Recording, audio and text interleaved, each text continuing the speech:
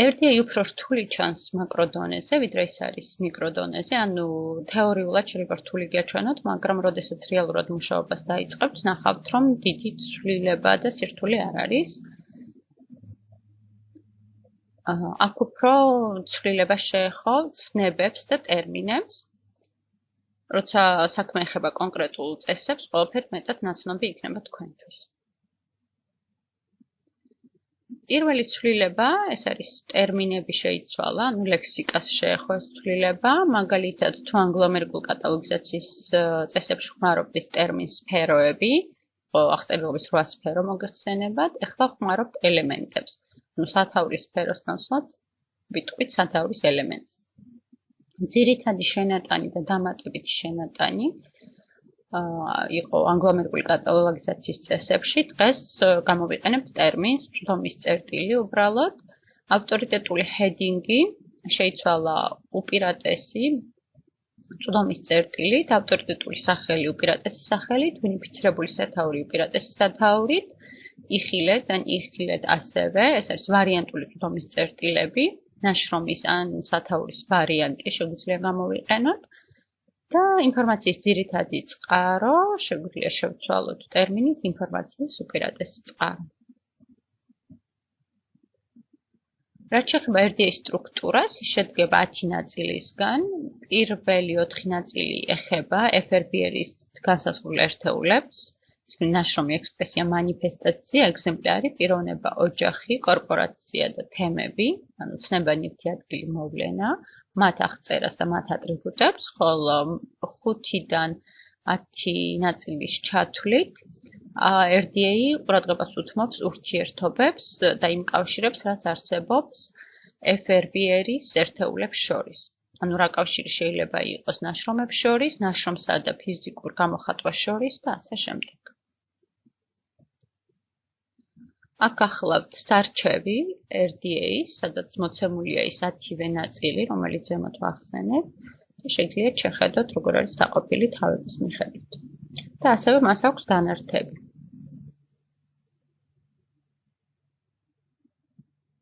მნიშვნელოვანი ცვლილება, რაც მოხდა RDA-ზე გადასვლის დროს ანგლომერიკული კატალოგიზაციის წესებიდან, გახლავთ ის, რომ გვაქვს ახლა ძირითადი ელემენტები და აღარ გამოვიყენებთ 3 დონის ჩანაწერს.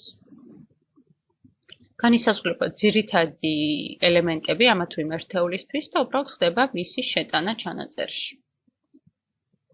ასევე დაირღვა ერთეულების მასალის ჯგუფებად დაყოფა. მოგეხსენებათ, რომ ანგლომერიკული კატალოგიზაციის წესები დააყოფილი იყო გარკვეულ ჯგუფებად, მაგალითად, როგორ უნდა აღწერილიყო ცალკე თავიყო წიგნი, შემდეგ იყო ვიდეო, შემდეგ იყო მაგალითად ნოტები და ასე შემდეგ. ეს პრინციპი დაირღვა და ახლა უბრალოდ არის მაგალითად როგორ ჩავწეროთ სათაური და შემდეგ მოცემულია ყველა ტიპის ერთეულისთვის, მაგალითად სათაური მუსიკისთვის, სათაური კარტოგრაფიული მასალისთვის, სათაური მოძრავი გამოსახულებისთვის და ასე შემდეგ. RDA გამოიყენებს ნაკლებ აბრევიატურას და ხდება ყველაფრის სიტყვიერად ვრცლად ჩაწერა, რაც ალბათ ვფიქრობთ, რომ გამარტივებას ნიშნავს, ვინც კატალოგებთან მუშაობს მათთვის. და როგორც უკვე აღვნიშნე, დიდი ყურადღება ეთმობა ყველა ტიპის კავშირის შეტანას ჩანაწერში, მაგალითად დანართი J აღწერს იმ კავშირებს და ადგენს იმ ტერმინებს, რომლითაც შეიძლება აღწეროთ ის კავშირები, რაც არსებობს ნაშრომს, ექსპრესიას, მანიფესტაციას და ეგზემპლარს შორის. დანართი K აღნიშნავს იმ კავშირებს, რაც შეიძლება არსებობდეს პიროვნებებს, ოჯახებს და კორპორაციებს შორის. ხოლო დანართ L-ში მოცემულია ის კავშირები, რაც არსებობს ცნებებს, საგნებს, მოვლენებს და ადგილებს შორის. ანუ როგორ უნდა, რა ტერმინები უნდა გამოვიყენოთ, როდესაც ერთ ერთეულს ან მასზე პასუხისმგებელ პირს, ან რაიმე თემას დაუკავშირებთ ჩვენს მიერ აღწერილ რესურსს.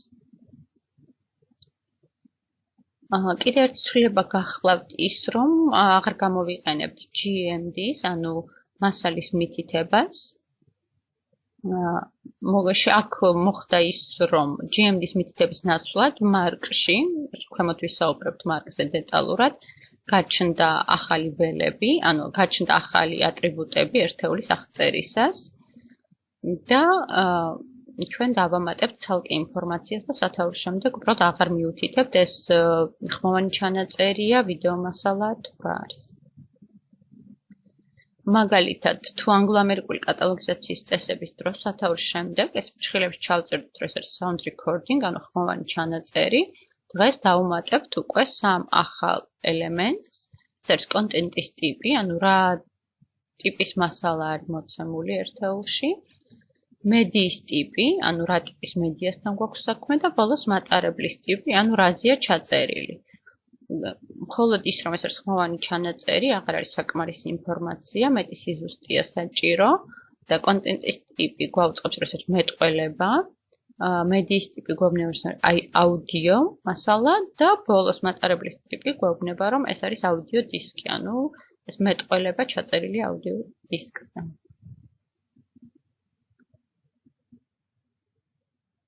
და ბოლო საკითხი, რასაც დღეს შევეხებით, გახლავთ ის ცვლილებები, რაც აისახა მარკოს და ერჩი RDA-ის გამოყენების შემდეგ.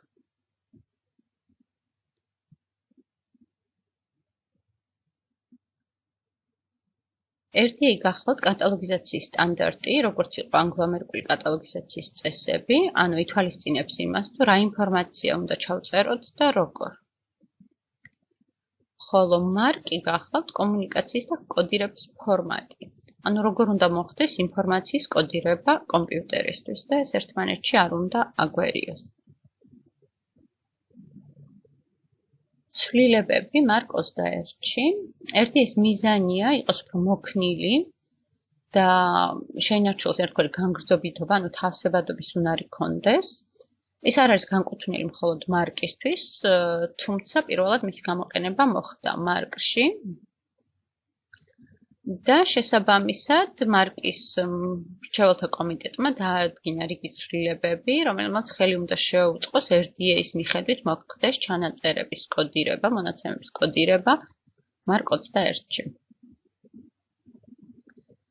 მაგალითად, როგორ მოხდებოდა სხვადასხვა ერთეულის ატრიბუტების განაწილება მარკის ველებზე, აი ამ სლაიდზე შეგვიძლია ვნახოთ, რომ მაგალითად ასების ჯგუფში შეგვიძლია ჩავწეროთ ატრიბუტები პიროვნებისთვის, ოჯახისთვის, კორპორაციისთვის, ნაშრომისთვის ან ექსპრესიისთვის. 130 და 240 ველი, აქ შეგვიძლია გამოვიყენოთ ატრიბუტები ნაშრომის აღსაწერად და ექსპრესიის აღსაწერად. 245-დან 260-მდე და 490 ველში ჩაიწერება მონაცემები მანიფესტაციის ასაღწერად. 300 ველში შეგვიძლია ავღწეროთ ექსპრესია და მანიფესტაცია, ხოლო 300-ების სხვა ველებში შეიძლება ჩავწეროთ ატრიბუტები ნაშრომისთვის, ექსპრესიისთვის, მანიფესტაციისთვის. რაც შეეხება შენიშვნების ველების ჯგუფს, ანუ 500-ებს, აქ ყველა ტიპის ერთეულის მახასიათებლების ჩაწერა შეიძლება, ანუ ყველა ტიპის ელემენტი შეგვიძლია ჩავწეროთ როგორც ნაშრომის ელემენტები, ისე ექსპრესიის, მანიფესტაციის თუ ეგზემპლარის. 700-დან 730-მდე ხდება პიროვნების, ოჯახის, კორპორაციის, ნაშრომის და ექსპრესიის ატრიბუტების ჩაწერა. 760-დან 787-მდე კი უკვე დამაკავშირებელი ინფორმაცია შედის ნაშრომებისთვის, ექსპრესიისთვის და მანიფესტაციისთვის. ანუ რა კავშირი არსებობს მათ შორის, იმის ჩაწერა შეგვიძლია. აქ გახლავთ ერთი ნიმუში, მარკოს და ერჩი გაკეთებული კონკრეტული ჩანაწერის და მაგალითად შეგვიძლია ვნახოთ, რომ 100 ველში, აი ეგ წერია ავტორის სახელი და გვარი და ეს ნიშნავს იმას, რომ ეს არის ნაშრომის შემქმნელი, ანუ ნაშრომის ატრიბუტია ჩაწერილი. ის არის 2, მიუთითებს 240 ველში ჩაწერილ სათაურზე და ესაც არის ასევე ნაშრომის ახასიათებელი. მესამე ის არის მიუთითებს ენაზე, რომ ეს არის ინგლისურად არსებული რესურსი და ენა უკვე არის მახასიათებელი ექსპრესიის, ანუ ექსპრესიის ატრიბუტია. ხოლო მეოთხე ის არის მიუთითებს ზუსტ სათაურზე, ანუ კონკრეტულად იმ გამოცემის სათაურზე, რომელიც ჩვენ ავღწერეთ და ეს არის უკვე მანიფესტაციის სათაური, ანუ მანიფესტაციის ატრიბუტი. მეორე მაგალითი გვაქვს პირველი ის არის მიუთითებს 260 ველში ჩაწერილ ან გამოცემის წელზე. და ეს წერს კონკრეტული მანიფესტაციის, ანუ კონკრეტული გამოცემის წელი და შესაბამისად მანიფესტაციის ატრიბუტთან გვაქვს საქმე. ის არის ორი მიუთითებს ფიზიკურ აღწერილობაზე, რომელიც 300 ველშია ჩაწერილი და ფიზიკური აღწერილობაც ერთი კონკრეტული გამოცემისა, ანუ ესეც მანიფესტაციის ატრიბუტია. მესამე ის არის მიუთითებს თემებზე და თემები გახლავთ ნაშრომის ატრიბუტი. და მეოთხე ის არის მიუთითებს მთარგმნელზე, რაც არის უკვე ექსპრესიის ატრიბუტი. და თქვენ კარგად დაინახეთ, რომ ის ერთეულები, რაც ჩვენ განვიხილეთ, ჩვეულებრივ აისახება მარკის ჩანაწერში თავიანთი ატრიბუტებით და მახასიათებლებით. ანუ რეალურად მარკის ჩანაწერი დიდ ცვლილებას არ განიცდის, უბრალოდ ჩვენ სხვანაირად ვიაზრებთ აქ მოცემულ ინფორმაციას. და შემდეგ მაგალითი გვაქვს კიდე, პირველი ის არის მიუთითებს შენიშვნაზე, რომ ერთეულში არის მოცემული ინდექსი და ესაც არის კონკრეტული ექსპრესიის მახასიათებელი. და შემდეგ გვაქვს 520-ში მოცემული ანოტაცია და ესეც არის ექსპრესიის მახასიათებელი, ანუ მისი ატრიბუტი. აქედან შეგვიძლია დავასკვნათ ჩვენ, რომ ერთი ბიბლიოგრაფიული ჩანაწერი მოიცავს სხვადასხვა ერთეულის ბევრ მახასიათებელს, ანუ სამივე ჯგუფის ერთეულების მახასიათებლები შეიძლება ჩავწეროთ ერთ ჩანაწერში, ერთ ბიბლიოგრაფიულ ჩანაწერში მარკოს და ერთში. და ეს მახასიათებლები ნაწილდება ჩვეულებრივ ისეთივე წესით, როგორც ვიცოდით აქამდე, მარკოს და ერთის ველებში და ქვეველებში. ეხლა რა სიახლეები გვაქვს მარკოს და ერთის ბიბლიოგრაფიულ ფორმატში? პირველი მნიშვნელოვანი სიახლე არის ის, რომ გაჩნდა სამი ახალი ველი, სამი ახალი ატრიბუტის ჩასაწერად. კონტენტის ტიპის ჩასაწერად გვაქვს 326 ველი, მედიის ტიპის ჩასაწერად გვაქვს 327 და მატარებლის ტიპის ჩასაწერად გვაქვს 328. აქ გახლავთ მაგალითები მოცემული 326 ველის. მაგალითად, ქვეվել A-ში წერი არის შესრულებული მუსიკა, ხოლო ქვეველი 2 გვამცნობს, რომ ეს კოდი არის RDA-ის კოდი, რომელიც ასახავს კონტენტს, ანუ შიგ-თავს. და მსგავსი მაგალითები, აქ ქვეվել B-ში არის კოდი მოცემული და ქვეველი 2 ისევ ადასტურებს იმას, რომ ეს კოდი აღებული არის RDA-ის სქემისთვის გაწერილი კოდებიდან და აღნიშნავს კონტენტს, ანუ რა ტიპის კონტენტია მოცემული ერთეულში. შემდეგ გვაქვს მაგალითები 327 ველისთვის, ანუ ეს აუდიო ტიპი, გაგახსენებთ, ანუ რა ტიპის რესურსი გვაქვს და ეს ნიმუში გვაჩვენებს იმას, რომ ჩვენი ერთეული არის აუდიო და ტერმინი აღებული გვაქვს RDA-ის ტერმინებიდან. მეორე ნიმუში გვაჩვენებს იმას, რომ ჩვენი ერთეული არის ვიდეო და ტერმინი გვაქვს ასევე აღებული RDA-დან. ხოლო ბოლო ორ მაგალითში ტერმინის ნაცვლად გამოყენებული არის კოდი, რომელიც მიუთითებს გარკვეულ მედია ტიპზე. და შესაბამისად ისევ დაზუსტება ხდება იმისი, რომ ტერმინები და კოდები აღებულია RDA-დან. და გვაქვს მაგალითები უკვე 328 ველის, ანუ რაზე არის რა ტიპის მატარებელთან გვაქვს საქმე, რაზე არის ჩაწერილი ერთეული. პირველ შემთხვევაში გვაქვს აუდიო დისკი, მეორე შემთხვევაში არის ვიდეო დისკი და შესაბამისად აუდიო დისკის და ვიდეო დისკის აღნიშნული კოდები. და ყველგან არის ქვეველი 2, სადაც მითითება იმაზე, რომ ეს არის RDA-ის ტერმინი ან კოდი, რომელიც მიუთითებს მატარებელზე. 300-ების გამეორება, ანუ 300-ების ჯგუფის ველების გამეორება შესაძლებელია და თუ გვაქვს ისეთი რესურსი, სადაც მაგალითად გვაქვს ტექსტი, ასევე დისკი, რომელზეც ჩაწერილია მეტყველება, მუსიკა, თუ გვაქვს ვიდეო დისკი, შეგვიძლია ყველა ავწეროთ და გავიმეოროთ შესაბამისი ველი რამდენჯერმე. ცვლილება მოხდა 007-დან 008 ველებში. შეგახსენებთ, რომ აქ არის კოდირებული ინფორმაცია და ძირითადად ერთეულის ფიზიკურ მახასიათებლებს ვწერთ. 00-ში დაემატა რამდენიმე ახალი კოდი. შეგიძლიათ ნახოთ, არის D კოდი, დისკი, მაგალითად, K, რომელიც აღნიშნავს პოსტერს, P აღნიშნავს საპოსტო ბარათს, ხოლო Q აღნიშნავს ხატს.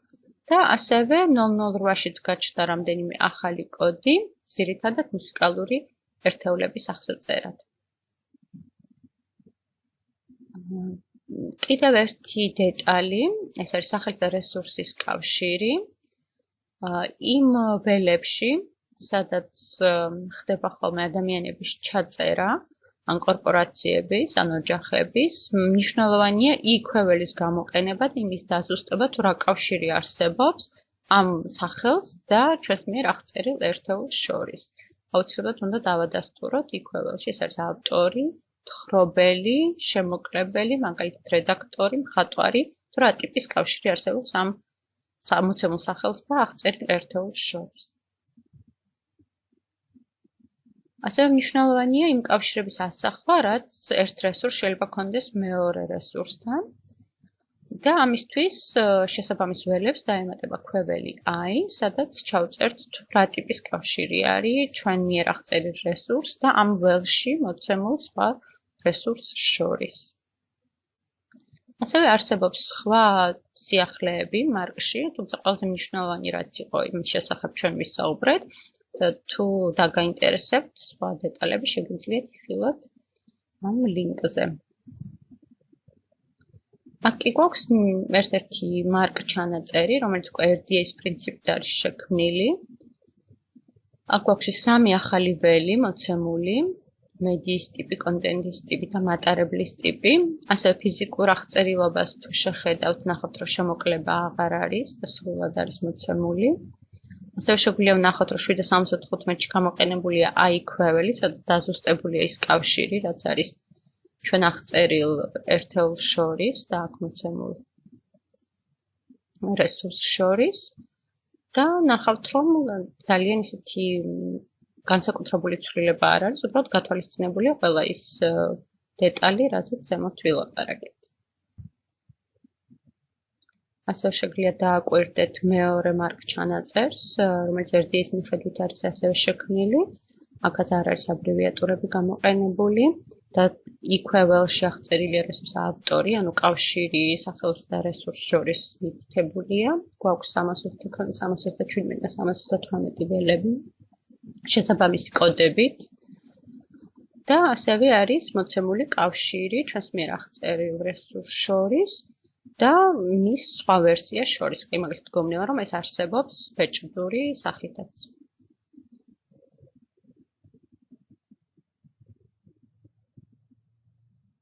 და კიდე ერთხელ რომ შევადაროთ, ანუ FRBR-ი, რომელსაც დღეს ვილაპარაკეთ უფრო დეტალურად, FRAD, დღეს უბრალოდ ავტორიტეტურ ჩანაწერებს არ შევხებივართ. ეს ორივე გახლავთ თეორიული მოდელები, რომელიც გამოიყენა RDA-მ მასალის ახალი გააზრებისთვის. RDA გახლავთ კატალოგიზაციის სტანდარტი, ხოლო MARC-21 არის კოდირების სქემა, რომლის საშუალებითაც კომპიუტერები ცვლიან ინფორმაციას და ბიბლიოგრაფიულ მონაცემებს. ამით დავასრულებთ დღეს ჩვენს სემინარს. დიდი მადლობა ყურადღებისთვის.